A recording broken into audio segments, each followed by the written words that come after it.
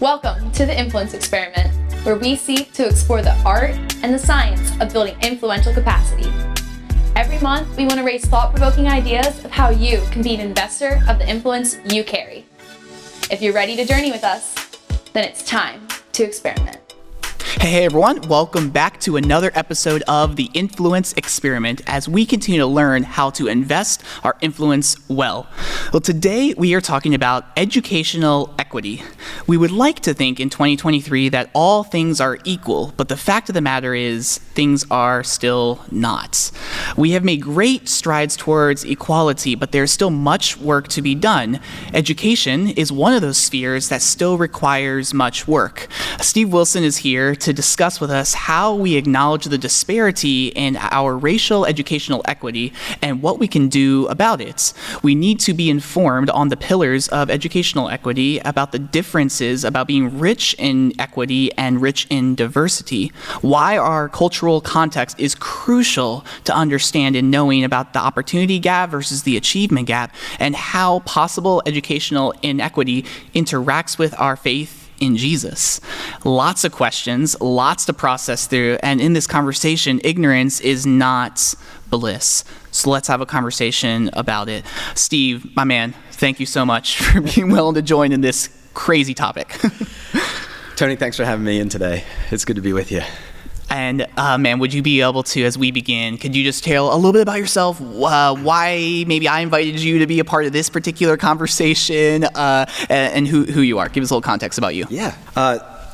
So I, by profession, was an educator. I was a teacher many years ago for a few years after doing an undergraduate and master's in education. And instead of staying in the school system, I started with my wife a nonprofit based out of Coatesville here called Bridge Academy back in 2001, 2002, and worked in after-school programming with educational arts for students in Coatesville. And so education has always continued to be a passion of mine.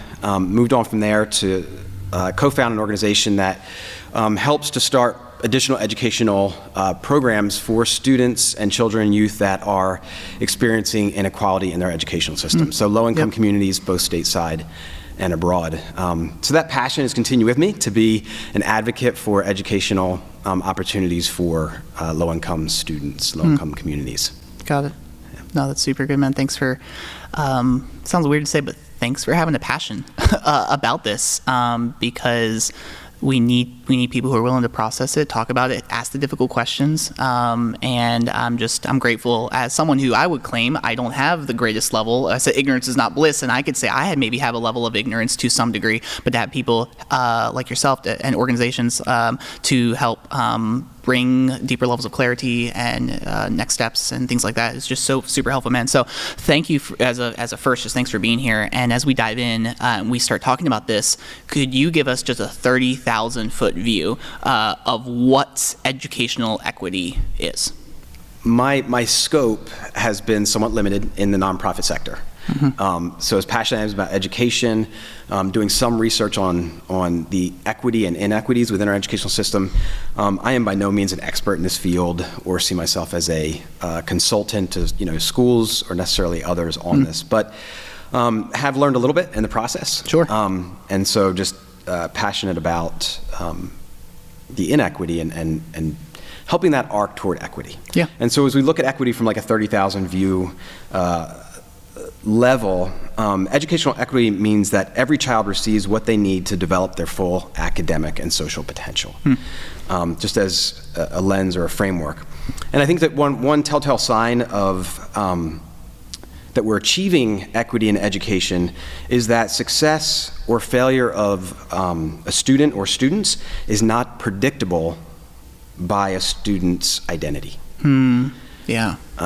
So what I mean by that is that today we can predict groups of students, their success or failure, largely based on their identity. So African American students that are living below the federal poverty level, female students that are living below the federal poverty level, Hispanic children, Latinx children that are living above or below federal poverty. All these things we can pretty well identify whether they are going to achieve or the achievement gaps based on these constructs of race or gender. And so a benchmark of equity being achieved, again, would be that success or failure can no longer be identified so clearly by these different indicators. Yeah. No, that I think that's such a good word that you used of of that educational equity has nothing to do with their identity, and yet, unfortunately, there is. And so for us to be able to say, hey, this is not about their identity, it's not about their ethnicity, it's not about skin color, it has nothing to do, but we have seen, historically speaking, that there is that gap for certain individuals, and so to see that there is educational inequity due to identity that's a red flag. That's a big red flag. So how learning to address that and learning to identify it and so on and so forth is super helpful. So thank you for even giving that maybe a word or an idea to give towards this 30,000 foot view. Maybe let's go down to 25,000 foot. What is some of the main pillars that build the structure of educational equity? What would you say to that? Sure, great question. I think, and I'm sure there's others that are identified at varying levels of impact and influence, but I would say that some are certainly fair funding. As far as when we look across districts today, we need to see fair funding within those districts. And unfortunately, a lot of funding across America is based on local taxes, and because those local tax base varies so much from district to district, that in spite of state and federal money as well coming in to offset some of those local tax bases, the reality is that fair funding is not being achieved today in many of our districts, and that is disproportionately affecting low-income communities, which are, again, disproportionately communities of color. So fair funding is certainly a pillar. There was a case in Pennsylvania that just came to a close literally 2 or 3 weeks ago. That's been 10 years in the making to establish a greater measure of fair funding. Not that it's going to bring the sweeping reform we need, but it's going to certainly help, hopefully, to tip us toward a greater level of equity. So fair funding, I would say same race representation, and we can maybe get into this a little bit later. This is an area of passion of mine, but I think same race representation, as far as students having teachers, administrators, and all of those in spaces of leadership in the educational system that look like them. Fair representation of students. But not only that, it also spans out into curriculum. So do we have a culturally responsive curriculum, meaning that curriculum that can be taught and leveraged in a way that's responding to the diversity of the student body? Sure. So same race representation, meaning just leaders as well as curriculum that speaks to each culture, so that students can identify with that and learn within that context. Good. Yep. So that's the second one. I'd say high quality early childhood education. We've learned in education that a student's trajectory is largely set by third grade. And so do we really have at a young age for students, pre-K and even earlier than pre-K, but specifically in our public education system, pre-K, high quality education that's equally available to students, to children in our country or here in Pennsylvania or right here in our own county, that's equally available to students regardless of their race or their family's economic state. Yep. High quality early childhood education is important. Any of these we could unpack more. Sure. Oh, more absolutely. Just hitting pillars. Yep. And just touching base on them. So out of school time opportunities. I think the statistic, don't quote me on this one, I think it's 80% of students living in low income communities regress or lose skills that they learned over the summer, that they learned during the school year. Gosh. Because they don't have as many opportunities simply like going to a museum or enrichment opportunities to be involved in sports and more socialization, parks, things like this that students that are in more middle class, upper class families have access to. Yep. And so out of school opportunities, whether that's during the school year or in the summer, gross differences between students of color and our white population in America. And so lastly, as far as looking at the pillars, looking at how discipline policies are in our schools, zero tolerance policies, which a lot of schools have becoming more and more aware of and are making actionable steps to get rid of zero tolerance policies, and moving toward more restorative justice, restorative policies for students. Because we know that in our educational systems, and I don't know if we'll unpack this more today, but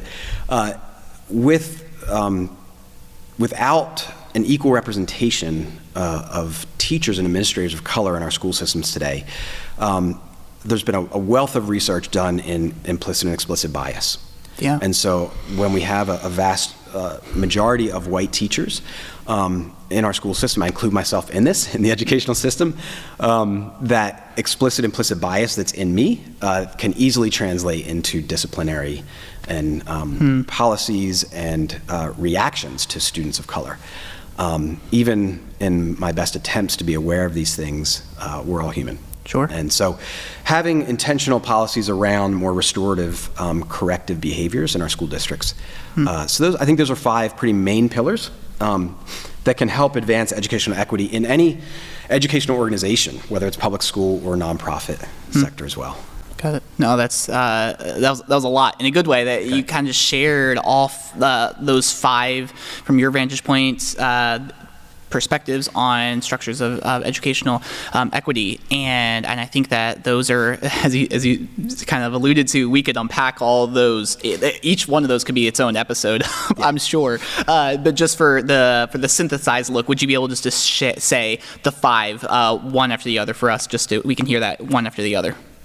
So fair funding, same race representation, high quality early childhood interventions or education, out of school time opportunities, and moving away from zero tolerance policies into more restorative justice or restorative correctional policies. Very good. Thank you for that. And we'll touch on a little bit some of these, but even then, to the person who is like, oh my gosh, like that's so fascinating, there might even be a little bit of a, at the end of this episode, they might kind of feel like, oh, like they didn't talk about that enough. And like, yes, this isn't meant to be an exhaustive conversation. We're kind of scratching the itch a little bit maybe as we move forward. So let's think about educational inequity for a moment. What are some of the factors that lend a hand toward educational inequity?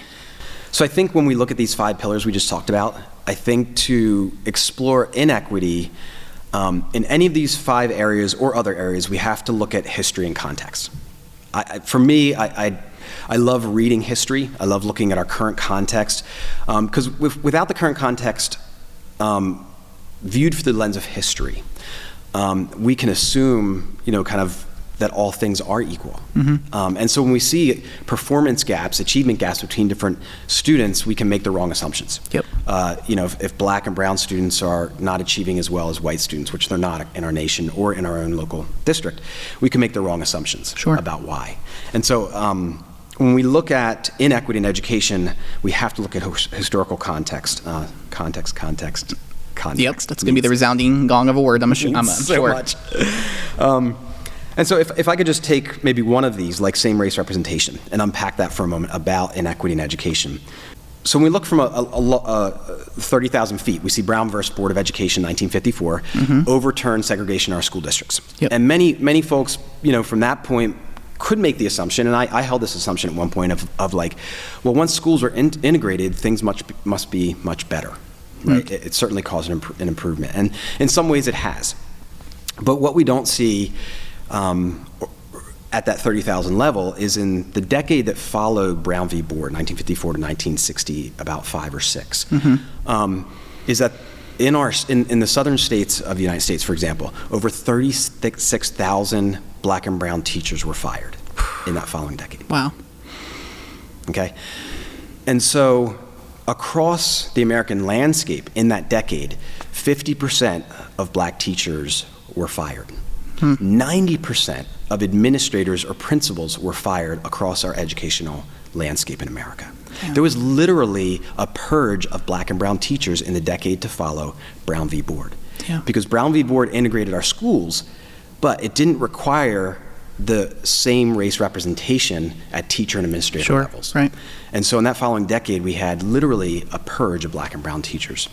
And unfortunately, that hasn't flipped or changed dramatically. And so although today our student body in America is roughly 50% black and brown students, only approximately 7% are black. Wow, that's wild. And brown teachers, right? And so in recent years, like from 2002 to present day, that loss of black and brown teachers continues in our districts, although and in spite of there being a continued increase of hiring And in more modern times, a lot of times the black and brown teachers are often being let go because of the close of urban schools or urban school districts that are going through radical transformation, led by, you'd have to assume, more white administrators. And so we continue to lose black and brown teachers in our landscape today. Why does that matter? So there's a couple studies that have been out. So just having one black teacher for a third, fourth, or fifth grade black or brown student, it causes them 39% less likely to drop out. Wow, just one. So, just one. So let me repeat that, just for... Yeah.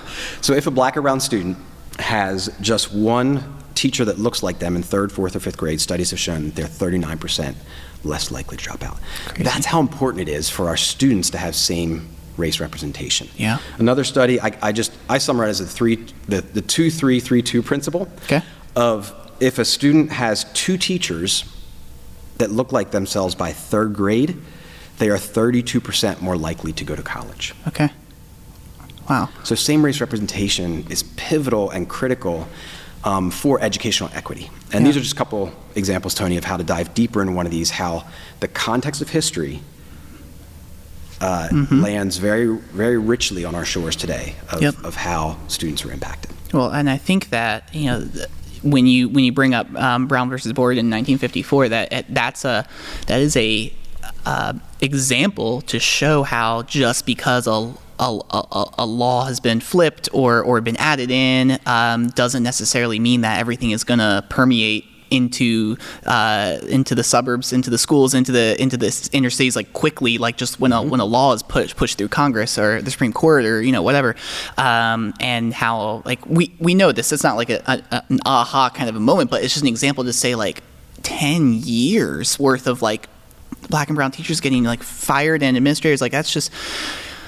Gosh, it's so saddening knowing that, yes, the intent of what happened through that law was passed. It just took forever and a half, and someone could even say it still isn't as equal as it could be or should be. And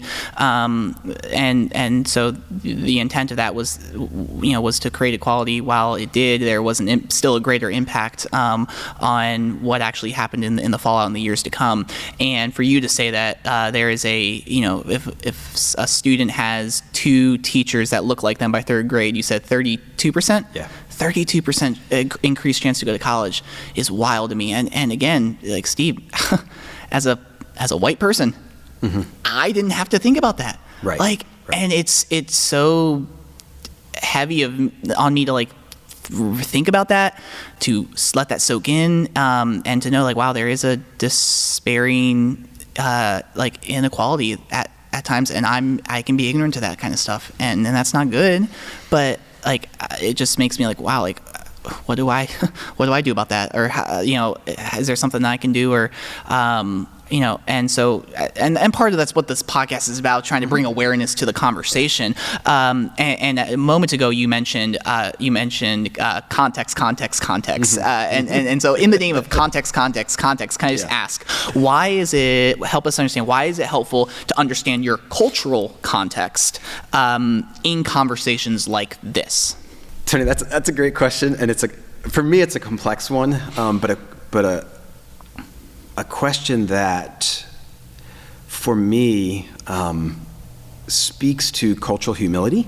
And what I mean by cultural humility is that, as a white male, I can try to become culturally competent about these dynamics and about how it impacts my brothers and sisters of color. But the reality is, at the end of the day, I still have so much to learn.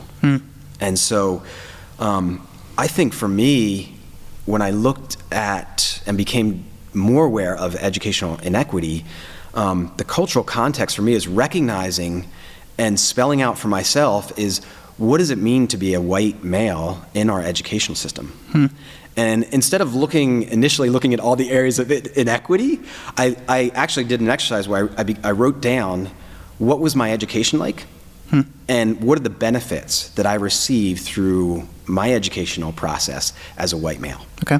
And then off of that, I kind of said, okay, now what are these, for example, we just touched upon this, I had many, many men and women that looked like me. I went to a well-funded district. And so for me, in my cultural context, not just seeing education as a broad sweeping brush, but looking at it uniquely through the eyes of a white male. Yeah. And what are the things that I benefited from that others may or may not. And so I think cultural context means a lot. For me personally, what that meant for my wife and I is we decided to move into Coatesville 19 years ago, into the city of Coatesville. For a myriad of reasons. One, we love living in a diverse community, and we've stayed there, and we love the richness of Coatesville, the beauty of Coatesville, and the people. But for us, it was a journey to be intentional about living in a community that we're passionate about helping with some educational reform, as well as just educational progression. So that we have a context of relationship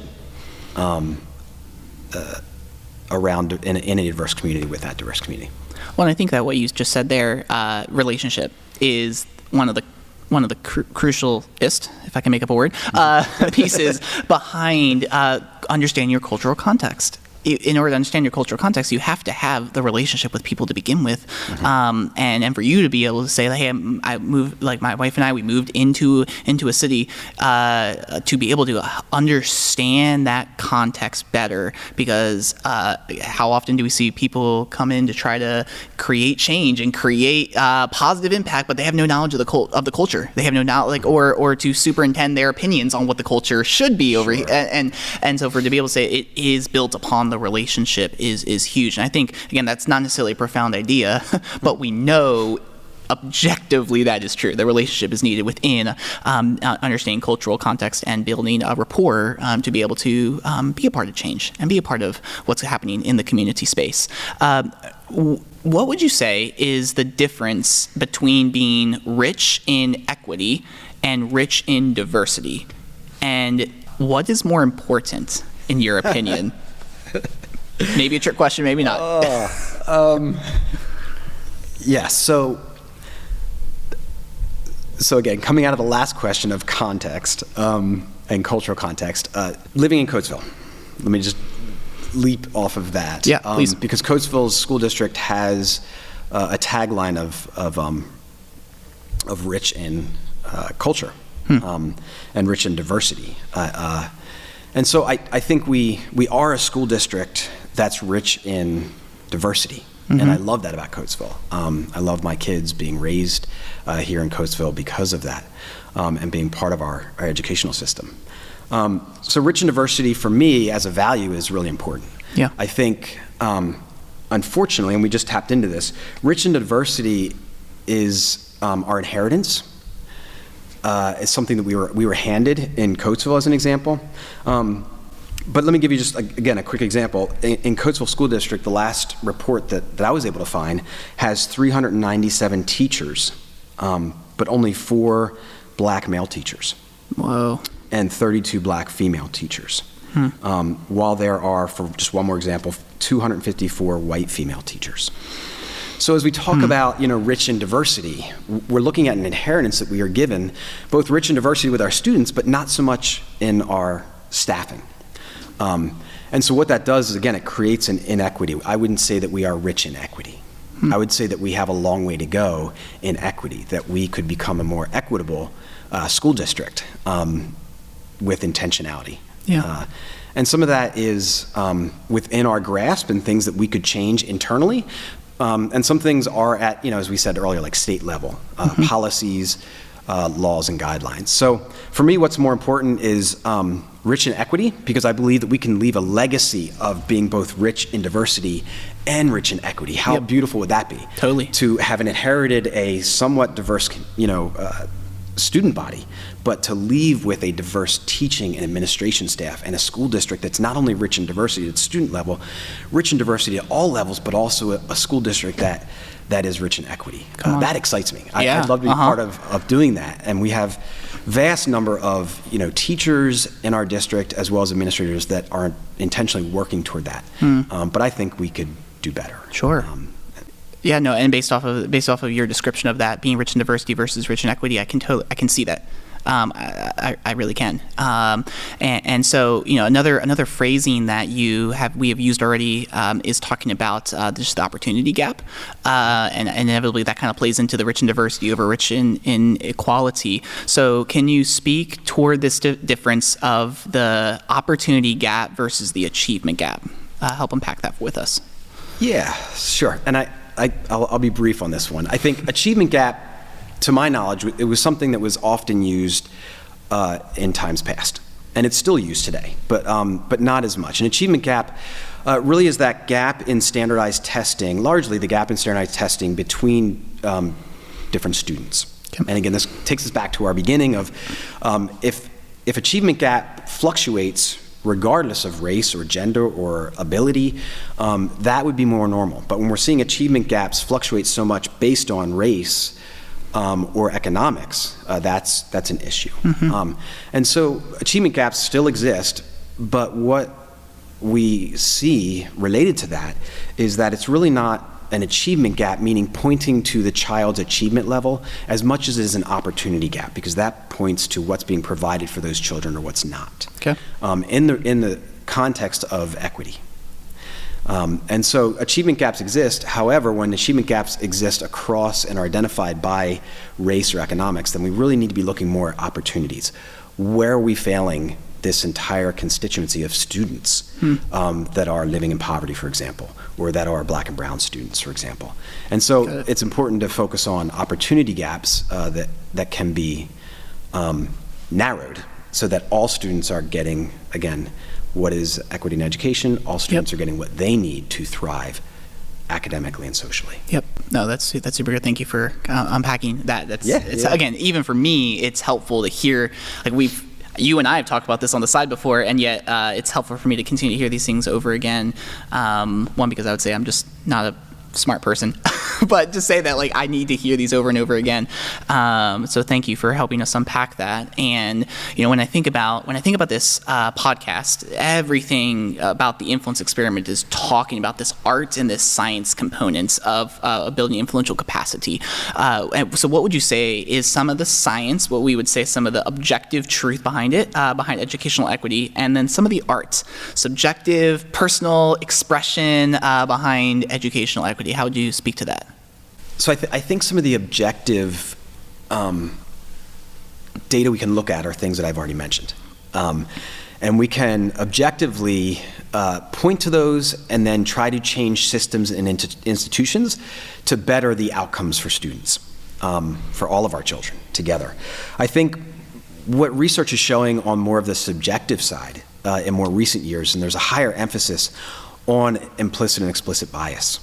Because that gets down to the subjective experience of teachers in classrooms, of volunteers in nonprofit educational programs, where regardless of how well we can, refund a school district and bring greater equity at let's say, a funding level, at a more subjective level, which also has data attached to it, there's a lot of work to do as far as the impact of implicit, explicit bias within our classrooms and within our educational institutions. And I think that understanding implicit, explicit bias, like that is an intentional act that we need to do heart searching, mental searching, accountability, and other ways to do the sift and doing the legwork to be able to say, okay, how am I making sure that I not part of the problem? How am I trying to be part of the solution? How am I trying to, again, everything is uber sensitive these days, and we don't want to just teeter the line of I need to make sure I never offend anyone. We need to do that. We need to make sure we don't do that. But at the same time, how are we still being honest with some of our own implicit bias that could be there, and objectively learning about some of those opportunity gaps? I think that's well stated. And so even objectively speaking, I think it's super cool to say that despite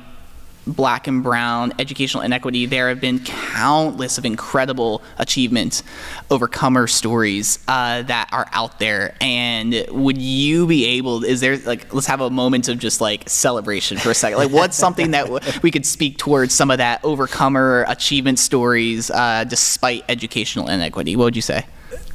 So it's two sides of the same coin. So to speak to that for a moment, I think that from my experience and limited research, Tony, I would say that like the major achievements that we've seen in progress in education being open and inclusive for all has largely been a push by our Black and brown brothers and sisters.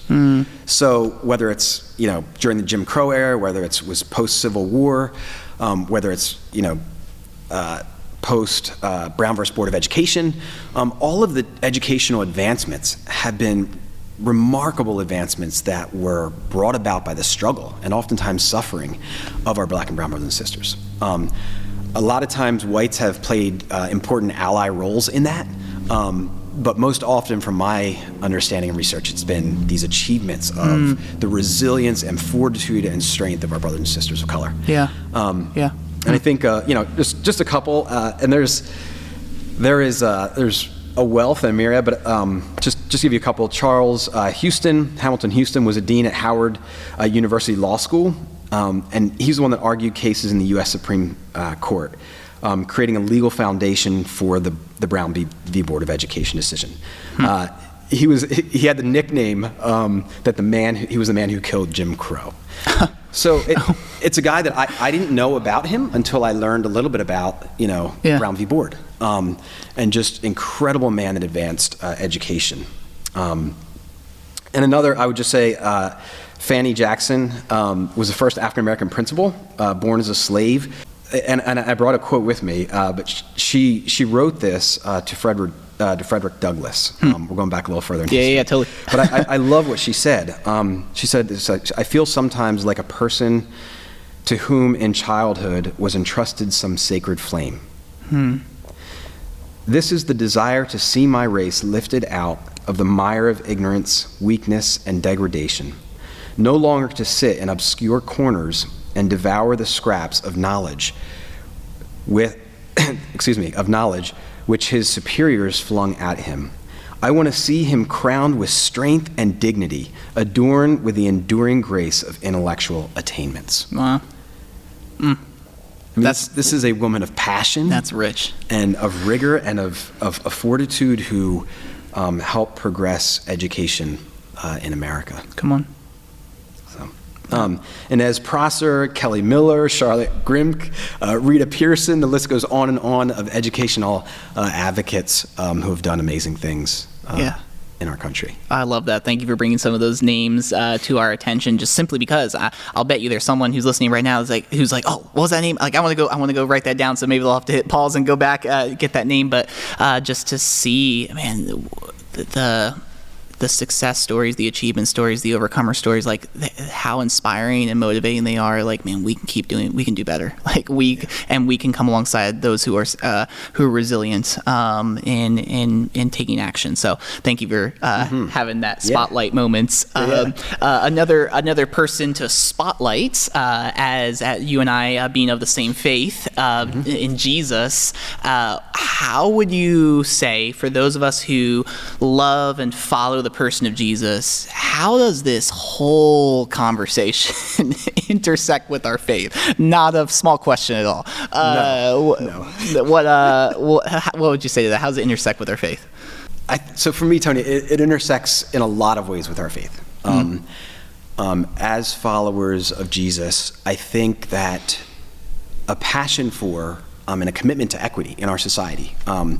You could even say, dare I say, diversity, equity, and inclusion in the context of the richness of the diversity of God's family, of God's creation, of all of humanity. The desire clearly in the early church to work toward equity, to make sure that everybody had. And that no one went without. That all were included. When we look at the Antioch church, the foundational church in the early church was a diverse and inclusive church. I think that as followers of Jesus, we should be holding this up as a mantle, as a core value to pursue. And so when I think of education specifically, I cannot talk on this principle, I guess, and not always come back to the greatest command of love your neighbor as yourself. Yeah. And there was a, regardless of what faith you are that might be listening to this, it's the well-known story of the Samaritan. Yeah. And it's captured in Luke 10, where this a gentleman, which you kind of assume in the context of the Good Samaritan is probably a Jewish gentleman who was stripped and beaten, and along comes a priest who kind of walks by on the other side of the road, a Levite who comes and walks by, and then there's the Good Samaritan of our story who stops, who takes the time to help the individual who was on the side of the road. And what I don't see in that story is them questioning, hey, why are you in this difficult position? Why are you on the margins? Why are you struggling? What we do see is this individual journeying with we see the Samaritan journeying with this individual and bringing them to a place where they are fully restored in their humanity, where they are provided what they need and fully restored. And what I see in that is that they're enabling that individual who, for whatever reason, was beaten down to have the same access to the benefits that the Samaritan had access to. So if it were the Samaritan himself or herself, that Samaritan ensured that person was restored and had access to the same benefits that they had access to. Yeah. And when I think of loving our neighbors, as it relates to educational equity, I constantly am brought back to what benefits did I have when I was growing up? What benefits do my kids have as white children in our context and in our society? What benefits do they have? And am I ensuring that those that maybe don't look like me have the same access that I have? And have the same benefits, and working toward that. I believe in my heart of hearts that that's truly loving our neighbors, is ensuring that they have equal access, similar access to the things and privileges that I have in our society. And so I've fallen into this niche of education, but I believe that principle of loving your neighbor, moves across different areas of equity as being a foundation, a cornerstone for the Christian faith. Well, I think that's bringing up the parable of the Good Samaritan and knowing just relatively how well known it is, but to be able to view it from the lens of the Good Samaritan, giving the individual, allowing them to have access to the same benefits as he did, I think that's a nuanced way to look at that passage, because obviously we look at that passage and we're like, okay, yeah, he loved his neighbor by literally picking him up, putting him on the donkey, taking him to the inn, telling the innkeeper whatever he needs, I'll cover it, so on and so forth. But to view it specifically through the lens of like, I want this person to have the same benefits as I do, of a bed and healthcare and being taken care of and fed. Like that's really cool to look through it through that specific lens, and to be saying like, how are we just loving our neighbor well? So thank you for kind of speaking into that as from Luke chapter 10 to how do we view this as a Jesus follower, but kind of piggybacking off of that phrase of loving your neighbor. Maybe a nuanced look at this. I'll be curious on what you have to say about this, of how, like, the difference, if we're talking about loving our neighbor, what's the difference between, like, doing for our neighbor versus living with our neighbor? Like, how would you kind of parse those two for us? So I think for me, doing for our neighbor, you put it in that phrase, versus living with our neighbor, or I would say doing with the neighbor as well. I can speak to my journey a little bit of just as a teacher, when my wife and I moved to Coatesville, we certainly had a lens, and this was through our worldview, or the worldview of a Christian lens, was that we were called to do for our neighbor. And so we moved into Coatesville with kind of a worldview that we're here to help our neighbor. We're here to do for someone else, to provide educational opportunities, for example. And so I think what what's just a couple of lessons that I learned as a white person coming into Coatesville, was that, we're not necessarily, I don't believe, speaking the I statement, that we're necessarily called to do for our neighbors. I believe that ultimately we're called to do with our neighbors. Because I think that doing for the other, just in that lens and that framework, it often looks for what does the other not have. It's a deficit-based view. Okay. And we're looking for what somebody doesn't have and saying, now we're establishing our relationship on what I have and can provide and what you don't have. And by doing that, we impact that person in a way that can add shame to their life. Yep. Gosh. And so where we're trying to help someone, we're actually adding shame. Instead of saying to someone, hey, let's do together. What are your strengths? Yep. And there is a model for this. It's ABCD. It's the asset-based community development, where when you're coming into a different environment across culture, across economics, where you're not starting with deficits, because we all had deficits. Yep. And if we can't see our own, then we are in trouble. Absolutely. So it's really starting by saying, hey, how can we be in relationship together? And what does it look like to acknowledge both of our assets and our strengths, and recognize that in love, help each other to even see our blind spots. Yep. And I mean this across economics, I mean this across race. And so for us, what that meant was, again, living in community and saying, what does it look like, to build together? And not to just do for someone else, but be in a reciprocating relationship. And so in that context, reconciliation is an integral part. We're learning how to love across what our society has set as dividing lines, that in our faith we can see as areas of unity and strength and build together. You really gave some keywords there to kind of think about of reconciliation and just the ability to.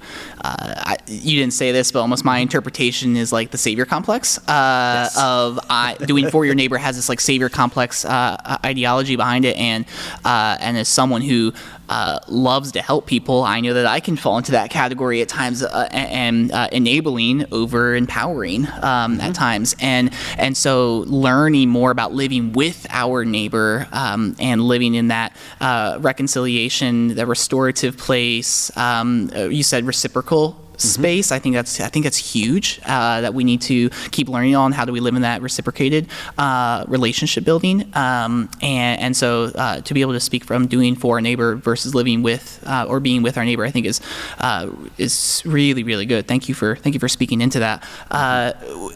Continuing to get like more granular here, like what advice would you give to school leadership, to faculty, staff, to those who are living in these front lines of maybe of some educational inequity, and how do they kind of sift through that? What advice would you share with them? Well, Tony, that is a loaded question. Yes. I keep giving you softballs here, I did start with it. I'm not a consultant or expert, and I hold to that. So to be fully transparent in answering that to the best of my ability, I would, for me, let me just say two things. One is, in my experience, both in education, in school, public spaces, as well as in nonprofit sector, it is imperative that we have diverse leadership. And so I think when we look at advice or suggestion giving, to have intentionality and intentional plans to diversify administration, our teaching staff, whether that's in nonprofit sector, whether it's in public educational spaces, we must have diverse spaces that are making decisions for districts, as far as boards that are making decisions for schools within those districts, that we are seeing diverse staff at all those levels. Other than that, I think, Tony, I think that advice for me, always starts with asking the right questions. And so I recently heard just somebody sharing, how can we improve our graduation rates at Coatesville? And for me, that's an important question, but it's not the right question. Because what students are we talking about? What students are not achieving with the same, GPAs as other students? Because to increase graduation, for example, we can just lower expectations. to graduate students. Sure. I mean, that's easy. Yeah. But to really do the hard work of asking ourselves, what students aren't performing as well. And we know in Coatesville School District, our black and brown students are scoring 35 to 40% less than our white students. Wow. And so we have to be asking the right questions. And so questions are like, and I have some here. I'm just gonna read to you just a couple. Please. Are there any groups of students that are scoring below others in standardized tests? One that I just pointed to. Mm-hmm. How do the teachers hold all children to high expectations and measure progress to ensure that all students are learning? What are our benchmarks for measuring? Do all students have equal access to the most challenging classes, or are lower achieving students grouped in remedial programs? In other words, do those lower performing students in 5th grade still have healthy pathways to to enter an AP class by 8th grade? So these are just, I think, when we talk about just advice to give, I think key and pointed questions that we can be asking ourselves is the best advice. Starting with the right questions. Yeah. No, I think that to be able to say working toward a diversity of leadership and being willing to ask questions, and even if they are uncomfortable questions, being willing to, again, someone might say that's not crazy profound. I've heard that before. Well, okay, great. Like, how are you doing with that in your organization? Like, how are you doing that within your team? Looking for a diversity of voices and leadership and asking the right questions and being okay with uncomfortable circumstances, because let's be honest, many of us love our comfort. And many of us love to not stir the pot. And is there an unhealthiness to it that can happen? Of course. Is there a flipping of the script where we do only black and brown leaders, or we do only questions that, like, I know I'm gonna, like the yes men, yes women, like questions I'm gonna get what I want to hear? Like, is there an unhealthy swinging? Yes. But we need to be willing to do some of those things in our spaces, doing healthy checks, culture checks, within our organizations and our teams. And so thank you for kind of sharing those two practical ones of hopefully we can be pursuing. Tony, I'll say this. Please. If I can. Change rarely comes out of comfortable places. I so appreciate you saying that. In your response to some of my questions so far, you've dug a little deeper, and I appreciate that. And that's so important, because I think we do get comfortable, especially, I'll speak for myself, get comfortable in privilege. Yeah. And I don't think that's an isolated experience for me. I think that's broadly across our experience, both locally and nationally. And so I think that entering into uncomfortable spaces is a necessity for change for all of us. And only in those spaces of discomfort, not only, but largely in those spaces of discomfort, do we actually affect change and are part of change. I've heard it said that change, to create change, you have to challenge, and change is inherently challenging. A little bit of a tongue twister there. To change, you have to challenge, and change is inherently challenging. I messed up the second time, but it's so true, and we have to be willing to get a little uncomfortable as leaders in these types of conversations. So I fully agree with you in that. Another practical question: like, what solutions do you think, again, opinion based, but what solutions do you think ought to be put in place to help close the gap of educational equity? Solutions.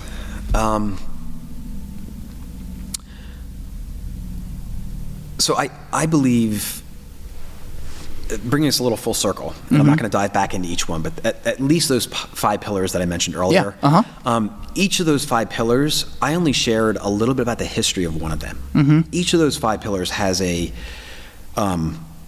difficult history that has brought us to why each of those separate pillars exists and is present, causing inequity in our system. And so I think that what should we put in place? I think that strategies have to be put into place in each, minimally at least in those 5 pillars, to establish and advance educational equity. Without doing it scope and sequence, right? Without doing it without doing it across at least those 5, I think that we're going to come up short. In truly advancing. And without understanding the historical context of each of those, we are doomed to think that performance of students in our educational system, again, we're not in a meritocracy. We don't exist in a space where students achieve or don't achieve simply because of their own personal intelligence or desire or will. Yep. That there are institutional and systemic factors that are benefiting some kids and not others. Sure. And so we have to address it from a systemic and institutional perspective, as well as an individual perspective, like teacher bias in the classroom. Yeah. No, I think that's good to be able to say that we need to speak from a dual lens of the institutional setup to an individual, conversation in a singular classroom, which someone can say that one singular classroom isn't like changing the world versus like a law can be changing the world, but we also know that it's in those classrooms where change does truly happen long term, and the seeds of dreams and empowerment are built in. So to be able to speak on that like granular level is so needed. While we also can't neglect the big, like the Supreme Court type conversations, right, and how that impacts us on an organizational level, on a systematic level, et cetera. And so, yeah, I think that I appreciate you kind of going back to those 5 things, because that could almost be a way that someone could choose to like audit their own team or their own right, organization and their own community culture of where are we with these things, and kind of diving deep into those 5. So that's really, really good. And Steve, as we begin to land the plane of this conversation, if someone, we said earlier, this is not meant to be a holistic look. This isn't meant to be the end all be all. You and I sure both know that. What are some other books, some articles or resources that if someone wanted to take this conversation one step further, where would you point them? So there's a wealth of information on the internet. And so that by simply Googling any of those, I would recommend maybe starting in those 5 pillars that I mentioned, and maybe even just doing some research into those different areas on the internet. I think for me, the 3 books I read this past year, I could share those. Yeah. On this topic is Unconscious Bias in Schools. Is a developmental approach to exploring race and racism in the educational system. So that's one that I read. Another one, inspiring book is Lift Us Up, Don't Push Us Out. And so that's a collective work of different groups of people that have advocated for educational equity in their district, in their state, at different levels. And just an encouraging story. And stories, Lift Us Up, Don't Push Us Out. And the third one is just Black Lives Matter at School. Is just another, just unpacks a little bit of the inequities that exist, but again, does a lot of justice to the work of people today around us that have advanced educational equity in our schools. So they're just a few books. Yeah, totally. No, that I've read in the past year. Super good. Thank you for sharing those resources. Yeah. And bro, as we finish up here, we've covered a lot of ground. We have talked a lot. Some people could be almost depressed after a conversation like this. Some people could be invigorated and excited over like, what can I do? Some people might be confused with more questions, like, and so on and so forth. So probably a whole gamut of emotion from a topic such as this. As we end, is there any piece of wisdom, advice, caution that you would give to our viewers and listeners as we exit this episode? Wisdom and caution. So I think, so if I can speak to my journey and to other white folks, a caution would be, don't run to your one black friend or your two friends of color, a few friends of color, and ask them to educate you. Become a learner. And if this area of educational equity, is a passion of anyone's or is a growing interest or concern, educate yourself, and as to white people, and certainly have rich conversations across race, but don't look to your black brothers and sisters to be your educators on this. Yeah, I'd say that's to white people. I think as far as advice, I think a great space to start for, regardless of race or economic factors, I think a great place to start is question asking. And I mentioned a few questions earlier that could be brought up within a district. But as a concerned, parent, many of us are either parents or grandparents or have nieces and nephews. We've all been impacted by the educational system in one way or another. I think just a simple word of advice is to ask some pointed questions. And where? If you're a parent, ask those questions to the teacher of your child or the school. I know for us, when we were choosing on a school that we had our daughter in for a while, when we sat down with administration, one of the questions was, how diverse is your student body and how diverse is your teaching staff? Because that's a value to us, and that's important to see. And so I think wherever someone is right now, especially if you're a parent, it's a great space to start with the teacher or teachers and say, how do you feel like your school is doing when it comes to diversity, when it comes to equity for students, not just across race, but for students with different abilities, for girls versus boys, within the context of your educational space, and just listening to their answers. And if you don't like their answers, then the great next step is, to go to the principal and ask the same questions. How do you feel like your school is doing with equity, educational equity within your context? And being learners, and starting by being learners and askers of good questions prior to jumping to action. Yeah. So. No, and what I love about your concluding thought there is that the asking questions component is a boldness and a confidence that needs to be had to ask the questions, and then you right next to it said being a learner and having AKA a posture of humility, and so to be able to say that there needs to be this confident humility, this humble confidence, is so desperately needed in this conversation. We don't need more big-headed, prideful, savior complex people, because we already have enough of them. And so how do we try to be a part of that solution? Well, it starts with a base of this humble confidence, and translated through asking good questions, being willing to simply ask the question, and then eventually head towards action as discerned and convicted. So in the name of discernment and conviction, Steve, I just thank you so much that you are willing to speak through your conviction and speak through your experiences, and even in acknowledging privilege or acknowledging bias, that there is I want to keep doing better. Like, I want to keep being a part of the solution. I want to keep learning. I want to keep empowering. And from my just opportunity to I'd say short time that we've gotten to know each other, it's very evident. And I just want to say thank you for that. Like, modeling that to me, modeling that through this episode, and kind of helping try to pave the way of some difficult conversations that are absolutely needed. So I just admire that about you, and I just want to say a big thank you. Absolutely. Thank you, Tony. That means a lot to me, and I appreciate you sharing that. That's and if I can speak back to you as well. Of course. In my time with you, just seeing you as a learner yourself, as someone who's helping leaders develop, whether it's student leaders or adult leaders, your posture of being, not to be stereotypical, but a sponge, of someone who's open to learning and eager to learn, has encouraged me just to continue on that journey. We can't really be educators unless we are being educated.